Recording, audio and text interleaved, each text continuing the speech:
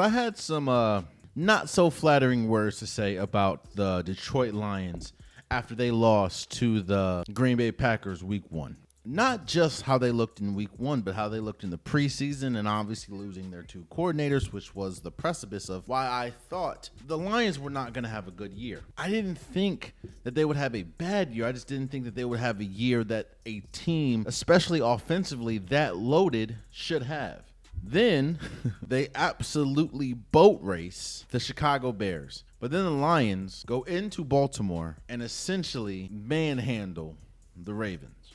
But the Lions that we saw these last 2 weeks not only are a NFC North winning contender, but they're a Super Bowl contender. Monday Night Football, I saw the Ravens team that I've never seen before.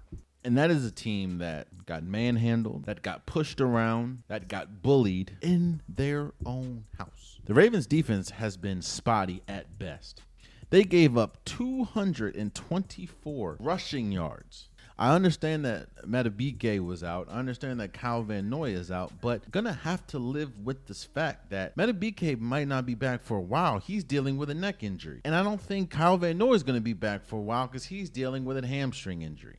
When you have the names that they have, especially on the defensive side of the ball, Roquan Smith, Kyle Hamilton, Marlon Humphreys, Malachi Starks, Nate Wiggin, those names shouldn't, or they jump off the paper when you hear them, especially when you see the resume that's attached to their names. The Ravens lost the trenches, both offensively and defensively.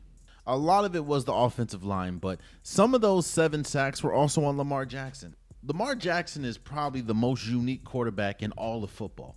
One of the reasons why I say he's the best quarterback is because he does things that nobody else can do. And that's what you have to accept from Lamar Jackson.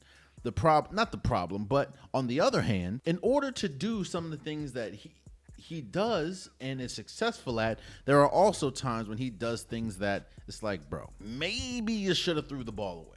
The reason why I think my panic meter is high for the Ravens is because the things that they need to work on the most can't be worked on by their best player. The Ravens' biggest issue at this moment is the defense. There's nothing Lamar Jackson can do about that. I'm not going to sit here and call Derrick Henry washed. I'm not going to do that. But these fumbles are starting to become an issue. I'm most definitely not saying that Derrick Henry was the reason why they lost against the Lions. But just like the fumble against the Bills, it was a momentum killer. The Ravens have scored 111 points, if my math is right, and they're 1-2.